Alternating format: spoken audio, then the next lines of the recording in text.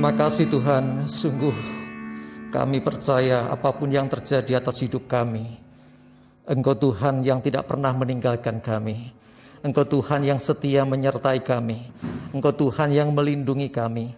Engkau Tuhan yang memelihara hidup kami. Engkau Tuhan selalu memberkati kami. Terima kasih Tuhan, bahkan di tengah pandemi COVID-19 ini Tuhan, kami tetap dalam perlindungan-Mu. Kami tetap dalam penyertaan-Mu ya Tuhan. Dengan segala keterbatasan kami, termasuk di dalam kami harus beribadah kepada-Mu Tuhan. Tetapi kami percaya Engkau tetap hadir dan melawat hidup kami. Terima kasih ya Tuhan, kami mengucap syukur. Saatnya kami akan merenungkan firman Tuhan. Urapi kami ya Tuhan, dan nyatakan kebenaran firman-Mu. Dan biarlah setiap kami boleh mengalami kuasa firman-Mu. Terima kasih di dalam nama Tuhan Yesus. Kami bersyukur dan berdoa. Amin. Silakan duduk. Jackson. Ya, puji Tuhan. Atau ini saya yang bikin suara nggak bagus? Iya, beda ya, ada peredamnya. Oke, puji Tuhan. Mari kita sama-sama kita akan renungkan firman Tuhan. Buka Alkitab saudara, kita ambilkan dari Mazmur 37 ayat 5 dan 6. Mazmur 37 ayat 5 dan 6. Sudah ketemu ya? Oke, saya akan bacakan. Serahkanlah hidupmu kepada Tuhan dan percayalah kepadanya. Dan ia akan bertindak. Ia akan memunculkan kebenaranmu seperti terang dan hakmu seperti siang. Serahkanlah hidupmu kepada Tuhan. Jadi ini perintah. Tuhan memerintahkan kepada setiap kita untuk belajar berserah. Berserah gimana toh? Saudara tahu punya gambaran berserah itu seperti apa? Berserah itu mungkin ya seperti orang kalau sudah tidak berdaya ditodong gitu ya, angkat tangan gitu ya. Penjahat yang ditangkap polisi itu berserah gitu ya. Tetapi sebetulnya enggak seperti itu. Enggak seperti itu gimana? Berserah dalam hal ini adalah dari diri kita. Bukan karena terpaksa. Orang berserah kalau terpaksa itu ya namanya ya berserah juga, tetapi karena kepepet beda saudara. Karena Tuhan memberikan kepada setiap kita yang namanya free will atau kehendak. Jadi saudara boleh punya kehendak bebas untuk menentukan saudara mau berjalan sendiri, saudara mau pakai kekuatan sendiri, saudara mau mengandalkan Tuhan, saudara mau percaya kepada Tuhan atau tidak. Semuanya itu namanya free will atau kehendak bebas. Tetapi bersyukurlah kalau kita boleh mengenal kebenaran bahwa Tuhan senang kalau melihat anak-anaknya mengandalkan Dia. Tuhan itu Bapa yang baik. Dia sangat senang kalau melihat anak-anaknya dekat dengan Dia. Jadi sesungguhnya apapun yang terjadi atas hidup kita, sesungguhnya tidak lepas dari kendali Tuhan. Apapun yang diizinkan terjadi atas hidup orang percaya, semua dalam kontrolnya Tuhan. Ada amin? Ya, jadi bukan glinding sakarpe dewe, ya. Enggak, Tuhan itu punya kendali atas semuanya itu. Bahkan dalam 1 Korintus 10 ayat 13 kan dikatakan ya, pencobaan yang kamu alami, pencobaan biasa tidak melebihi kekuatan manusia. Saat dicobai Allah itu setia, Dia akan memberikan kekuatan ya sehingga kamu sanggup untuk menanggungnya. Loh, itu janji firman Tuhan. Jadi kalau saudara dan saya mengalami pergumulan, ya saya nggak mau ngomong pergumulan corona lagi. Lebih luas lagi.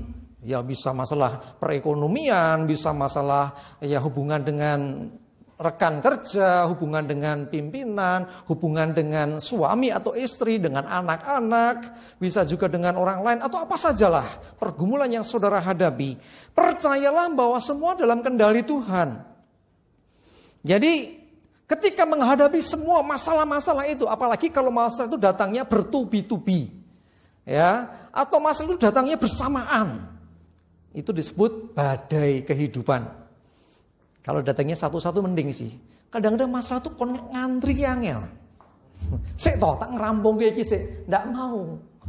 Masalah itu suruh ngantri nggak mau karena apa? Ketika kita baru menyelesaikan satu masalah, muncul masalah berikutnya juga nyelo-nyelo. Karena itu saudaraku dikasih Tuhan, kita harus mengandalkan Tuhan dalam hal ini. Kenapa masalah-masalah itu diizinkan? Sesungguhnya ada banyak hal yang menyebabkan Tuhan mengizinkan masalah terjadi.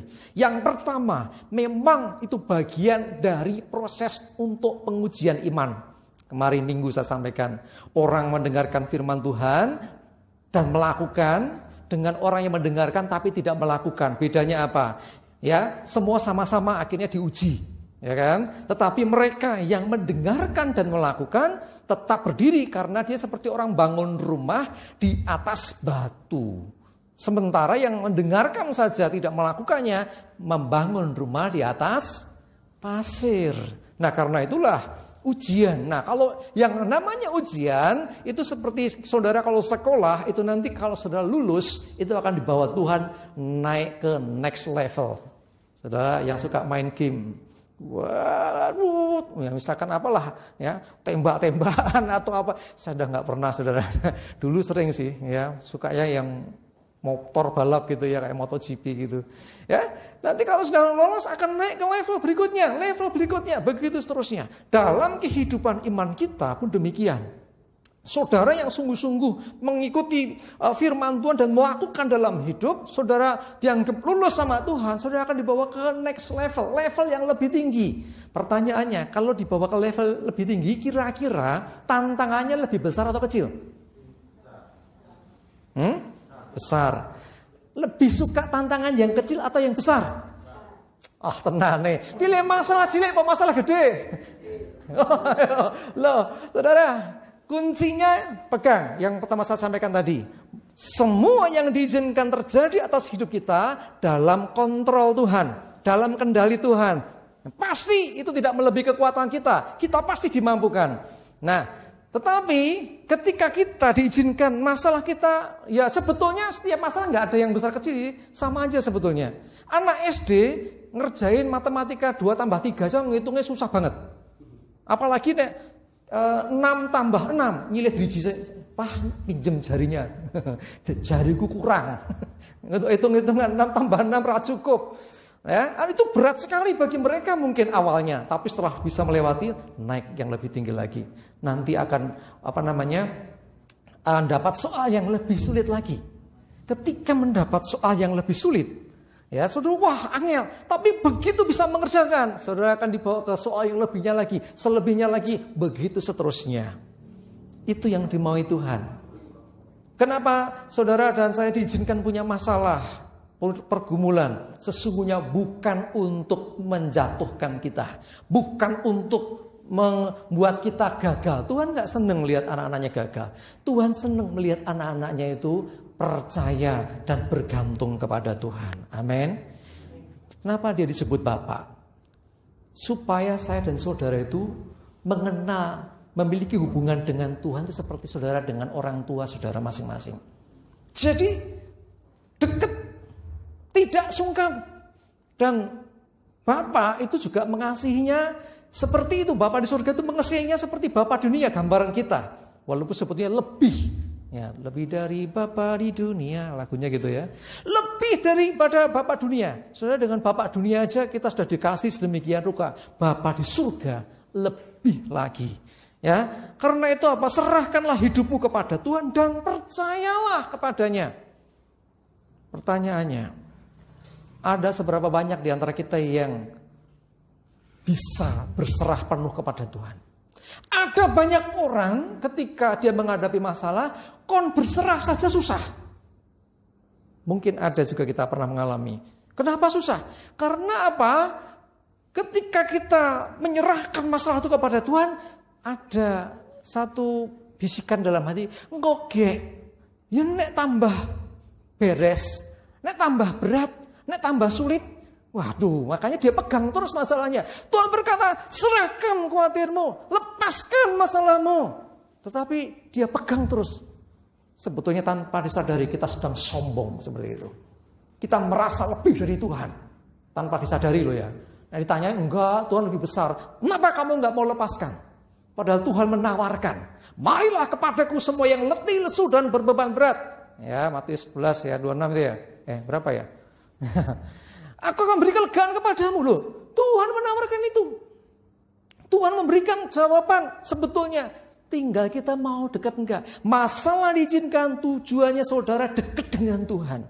Tujuannya saudara enggak jauh dari Tuhan. Coba lihat di dalam Mazmur 37.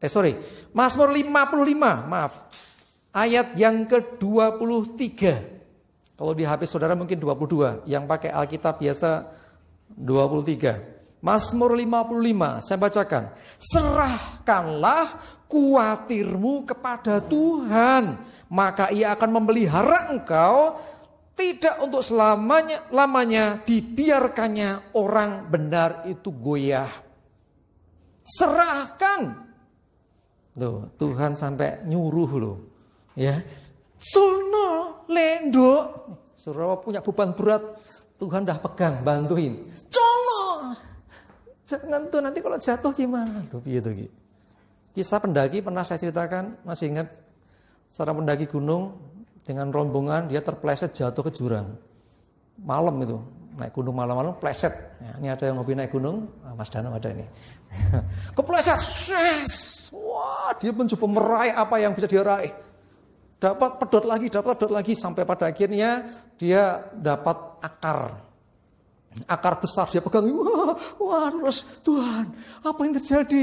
Dia mulai berdoa, Tuhan, tadi aku berangkat sudah berdoa, kenapa Engkau izinkan ini yang terjadi atas hidupku? Tinggi, memang cukup tinggi, jatuhnya cukup lama gitu ya, tapi dia akhirnya untung berhasil gondelan akar pohon yang besar itu. Terus dia berdoa, Tuhan, ini kalau sampai besok saya nggak kuat pegangan gini, dalam sekali jurangnya. Tiba-tiba dia berdoa, Tuhan tolong aku. Dalam hatinya ada bisikan, lepaskan tanganmu. Waduh, kira-kira Tuhan aku belum mau pulang. Aku belum mau ke surga. Aku masih pengen di dunia. Lepaskan peganganmu. Loh, Tuhan nyuruh berulang kali, dia nggak mau dengerin. Dia pegang sekuat tenaga. Sampai, ya itu kan tengah malam ya lewat ya. Sampai akhirnya dia mendengar ayam jantan berkokok. Curuguk, kukuruyuk, kukuruyuk ya, curuguk ditekendi ya. Akhirnya dia mulai lihat ada secerca cahaya langit, wah matahari udah mau terbit, dia sudah nggak kuat sekali. Lalu kemudian dia menoleh, bisikan dalam hatinya, bisik lagi, lepaskan dan lihat bawahmu. Dia toleh ke bawah, Tuhan nggak berani.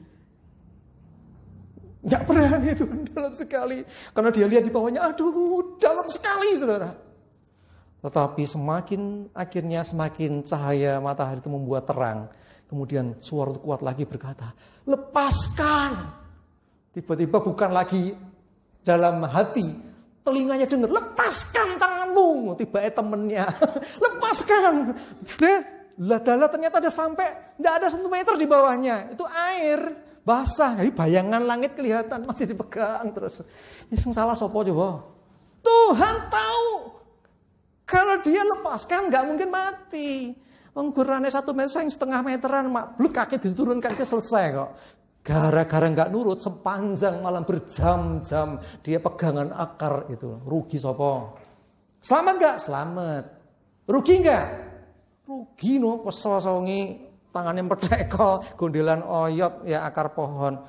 Nah itu gara-gara apa? Ketidaktaatan, kekurang percayaan. Kalau Tuhan berbicara, Tuhan berfirman, ayo percaya. Tuhan berkata, serahkanlah kuatirmu. Siapa yang tidak tahu kuatir? Semua orang pernah kuatir. Kuatir adalah reaksi jiwani yang sangat manusiawi. Ini bahasa psikologinya. Ya, kurang lebih gitu. Jadi artinya apa? Ada sesuatu yang akhirnya menyebabkan secara jiwa, ya jiwa itu hatinya itu membuat dia was-was, cemas. Nah itulah khawatir. Kogek. Nah jawabannya gitu ya. Nah serahkan, kalau sudah punya kekhawatiran, serahkan kepada Tuhan. Bawa ke hadapan Tuhan. Berdoa, Tuhan aku khawatir. Besok itu mau ujian. Aku bawa khawatirku kepadamu Tuhan. Aku percaya kepadamu.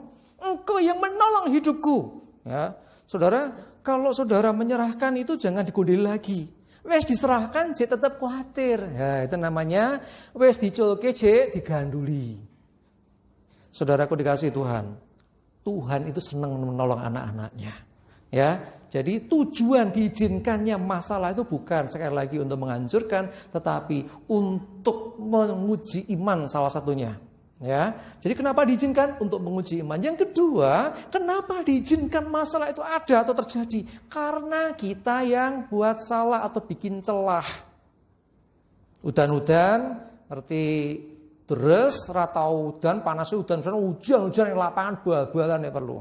Padahal saat durungnya awake gerak-gerak. Ngono kuwi njaluk waras. Sampai rumah rodok adem panas, akhirnya Tuhan kenapa kau izinkan ini terjadi? Sing bodoh sopo? Sing ngeyel sopo? Ya, Tuhan memberi hikmat kepada setiap kita, harus bijaksana dong. Genah berpanas suwe ya, cuaca panas tiba-tiba berubah ekstrim itu pasti akan mengakibatkan kondisi yang kalau tubuh enggak fit jatuh sakit. Karena itu ayo saya mengajak kita, kalau saudara menyadari itu kesalahan sendiri, jangan nyalah ke Tuhan.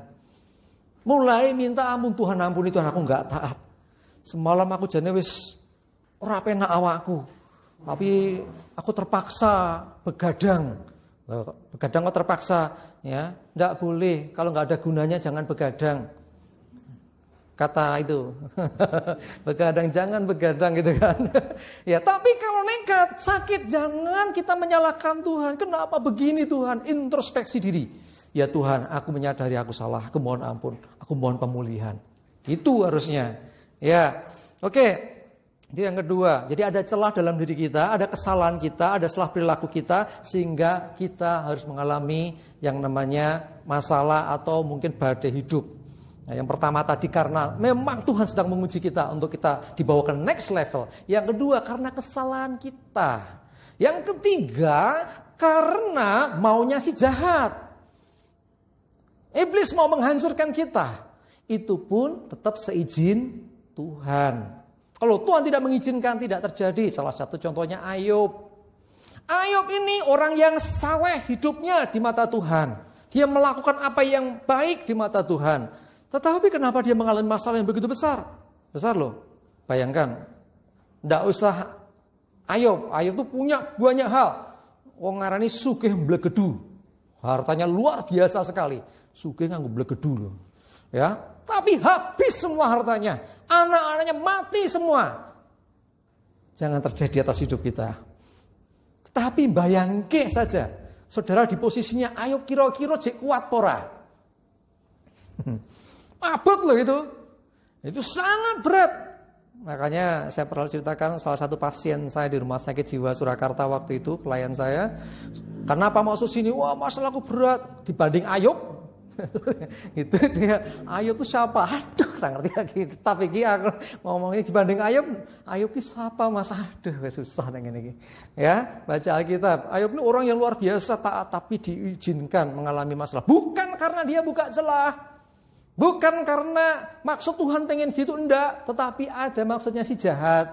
Iblis yang mendatangi Tuhan dan berkata, kalau engkau tidak lindungi dan jagai. Ini bahasa saya ya. Apakah dia akan tetap jadi orang yang saleh dan memuja engkau? Loh, bayangkan. Dan akhirnya betul. Serahkan semua dalam kendalimu. Tapi jangan sampai engkau ambil nyawanya. Ya, dalam terjemahan yang lain gitu. Dalam terjemahan itu, jangan engkau sama atau gimana ya, saya lupa itu. Tapi intinya adalah diizinkan jangan sampai mati. Bukan hanya kehilangan harta dan anak, termasuk kesehatannya.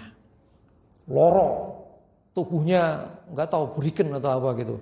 Kalau saya nonton film di Superbook itu bentol-bentol. Wah, pokok menjijikan dan bau sekali. Pasti orang menjauhi dia. Nah, saudara kalau diizinkan seperti itu, kalau engkau setia, tetap percaya kepada Tuhan, tetap tidak meninggalkan Tuhan, tidak mencari jalan di luar Tuhan, pasti ada blessing yang luar biasa. Setelah lewat itu, terjadi apa seperti yang Ayub alami. Hartanya dilipat kalikan, demikian juga seluruh kebahagiaannya. Luar biasa sekali. Jadi, Bapak Ibu sudah dikasih Tuhan, kalau engkau sudah menghadapi situasi seperti yang ketiga yang saya sampaikan ini, di mana iblis sedang diizinkan Tuhan untuk membuat kita mengalami trouble, masalah yang sedemikian besar, percayalah itu pun tetap dalam kontrol Tuhan. Tidak akan lepas dari campur tangan Tuhan. Tuhan tidak akan izinkan iblis membuat kita sampai binasa. Luar biasa. Nah, yang keempat, penyebab berikutnya apa? Bisa saja ini karena kelalaian atau niat jahat orang. Kita sih enggak, tapi bisa juga niat jahat orang. Tetapi itu pun tetap dalam kendali Tuhan. Itu pun tetap dalam rencana Tuhan. Satu kali Rasul Paulus itu pengen ke Roma. Ya, dia akhirnya singkat cerita naik kapal dengan rombongan mau ke Kreta. Ya, nanti singkat ceritanya dia terdampar di Pulau Malta itu ya. Jadi dia naik perahu, akhirnya badai luar biasa. Ya, terus ini kan posisinya Rasul Paulus ini sebetulnya tawanan. Dia mau dibunuh sampai karena badai itu. Harta apa? Semua dicegur ke laut kok masih itu mau dibuang juga, mau dibunuh. Tetapi salah satu perwira mengatakan jangan. Terus dia sampaikan firman di situ. Luar biasa sekali. Ya, intinya kapal ini akan hancur, tapi kita semua selamat. Dan betul, hancur, karam, tapi mereka selamat. Nah, ketika mengalami itu, ya, jadi awalnya sebetulnya ini siapa sih yang berbuat itu? Yang berbuat ya orang-orang itu. Jadi maksudnya begini, memang kerinduan Paulus untuk pergi ke Roma, tapi oleh karena orang-orang itu semua jadi masalah. Jadi seakan-akan seperti yang terjadi itu dibawa dalam situasi yang tidak semestinya. Tetapi sekali lagi, walaupun begitu Tuhan tetap menolong. Di Pulau Malta, peristiwa terjadi lagi. Waktu sedang di perapian ada ular sing nyaptek. Lalu apa terjadi? Wah, itu kan ular ganas. Penduduk lokal ngerti, wah pasti mati. Ternyata Rasul Paulus tidak mati. Lalu apa terjadi? Wah, semuanya menganggap, wah ini pasti utusan dewa. Gitu, orang-orang sana. Sudah dikasih Tuhan. Inti yang saya sampaikan, apapun yang terjadi, percayalah bahwa kita akan diberi kekuatan oleh Tuhan untuk menanggungnya. Filipi 4 ayat 13 berkata, segala perkara dapat kutanggung di dalam Dia yang memberi kekuatan kepadaku. Saya ingat ayat ini pertama kali itu apa jenenge itu yang ikat pinggang atau apa yang petinju itu loh. Sabuknya ya atau apanya itu yang di sini ya. Kolornya atau apanya ya. Ini ada tulisannya gitu. Filipi 4:13. Opo to kuwi saya masih kecil. Siapa ya? Ada yang tahu petinju siapa yang pakai itu? Oh, Reveal ya? Oh, Reveal ya. Saya waktu itu langsung cari Alkitab. Opo sih bunyinya ya? Saya nggak ngerti. Tak buka ternyata oh ini ya. Segala perkara dapat kutanggung di dalam Dia yang memberi kekuatan kepadaku. Percayalah kita akan diberi kekuatan. Ya, kita akan dimampukan.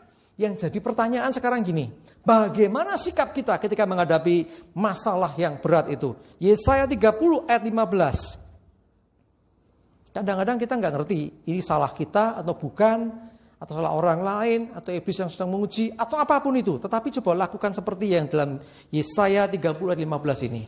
Sebab beginilah firman Tuhan Allah yang Maha Kudus, Allah Israel. Dengan bertobat dan tinggal diam, kamu akan diselamatkan. Dalam tinggal tenang dan percaya terletak kekuatanmu. Yang di bawahnya ini jangan terjadi atas hidup kita. Tetapi kamu enggan loh, sayangnya gitu loh. Yang itu enggak, jangan terjadi itu.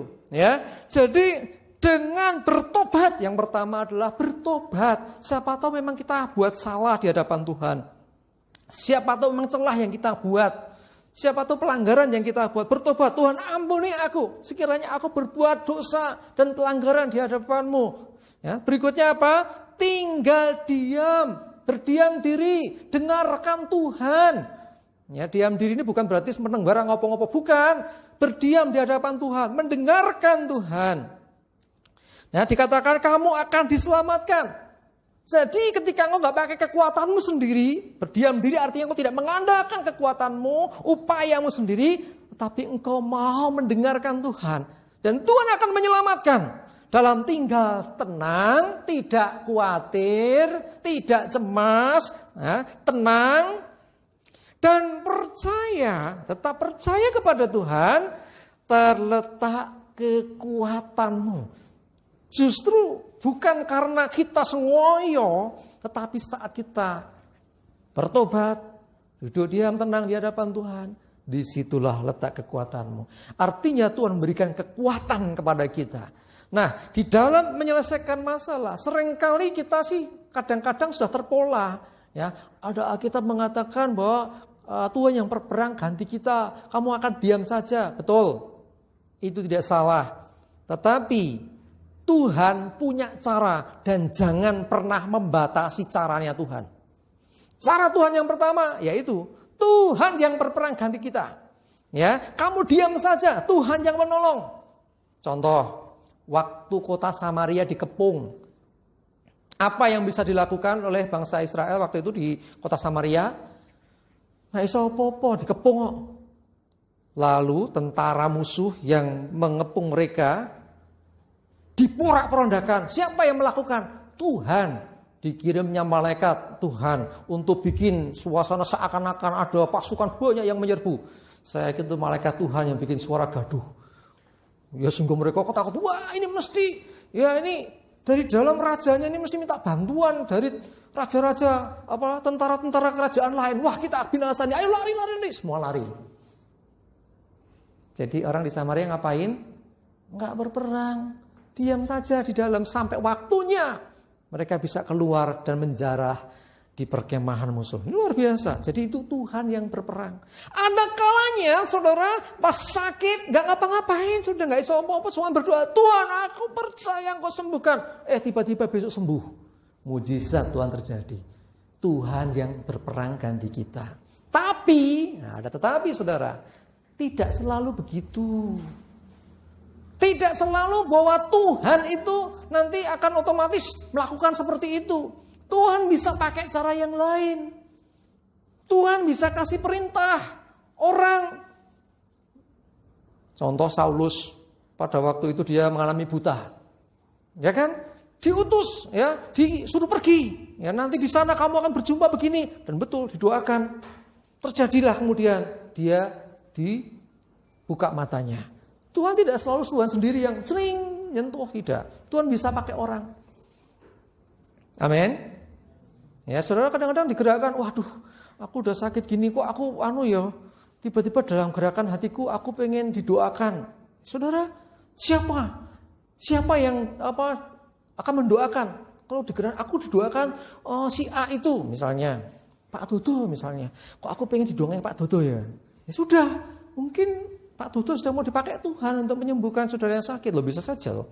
Yang namanya Tuhan tuh tidak kurang cara. Ya, yang kedua bisa gerakkan orang lain untuk menolong.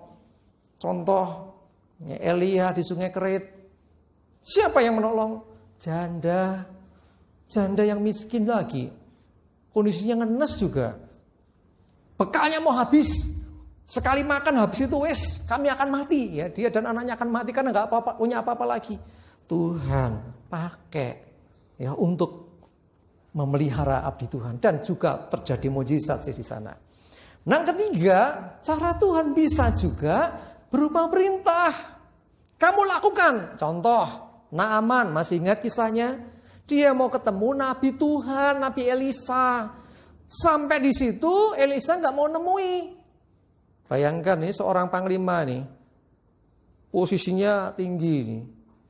Sampai di situ, Nabi Tuhan nggak mau nemui, cuman hambanya menemui Naaman, mohon maaf atas perintah Tuanku, ya, maksudnya atas perintah abdi Tuhan, jenengan pulang saja, kundur mawon, jenengan mungkin siram nyilem teng ngene kali, teng lepen Yordan misalnya. Suruh mandi di Sungai Yordan 7 kali. Langsung apa? Naaman mengatakan, mandi di Sungai Yordan. Emang sungai di negeriku nggak ada yang lebih bersih? Jauh lebih bersih. Mbok yo metu sedelo jawane ya. Angkat tangan, tumpang tangan. Dia kan ini mencoba membatasi Tuhan. Naaman ini. Lalu singkat cerita apa yang terjadi? Ya sudah, untung si ajudannya panglima ini ngasih tahu, Tuhan, kalau cuma mandi apa susahnya sih? Mau dicoba, andaikan disuruh lebih berat pasti Tuhan juga lakukan toh. Ya juga sih. Ya sudahlah, coba dilakukan dan mujizat terjadi, sembuh kustanya. Jemaat dikasih Tuhan, jangan batasi Tuhan. Tuhan bisa pakai cara apa saja. Dan cara itu kadang-kadang tidak seperti yang kita pikir. Seringkali gak masuk di akal. Kalau kita membatasi Tuhan hanya bisa melakukan seperti yang kita pikir, berarti kita mengkerdilkan kuasa Tuhan. Berarti kita memandang bahwa Tuhan itu bisanya cuma gitu. Padahal Tuhan bisa melakukan jauh melebihi apa yang bisa kita pahami dan mengerti. Amin. Karena itu kalau sedang punya pergumulan apapun, saudara yang dikasih Tuhan, pastikan bahwa engkau mendengarkan Tuhan, manut saja. Jadi intinya tidak ada satu permasalahan yang diizinkan terjadi tanpa solusi. Tidak ada satu masalah yang diizinkan terjadi tanpa jalan keluar. Tidak ada satu beban yang diizinkan terjadi tanpa ada cara untuk menyelesaikan beban itu. Amin. Jadi intinya Tuhan tuh sudah tahu. Ibarat guru memberikan soal kepada murid-muridnya, itu pasti sudah punya kunci jawaban. Kalau gurunya ngasih soal ke muridnya dan dia juga nggak tahu jawabannya, lah terus piye? Gurune ora ngerti. Misalnya pertanyaannya, berapakah jarak bumi ke bulan? Gurune ora ngerti. Wah, guru saya jawab 100 kilo, 1000 kilo, macam-macam. Pak, yang bener yang mana? Aku ya ora roh. Nek ngono piye coba? Enggak lucu lah. Tuhan memberikan diizinkan satu pergumulan terjadi. Ingat, bukan Tuhan yang langsung melakukan itu. Tuhan saking sayangnya Tuhan gak pernah melakukan semuanya langsung. Memukul kita langsung gitu, enggak.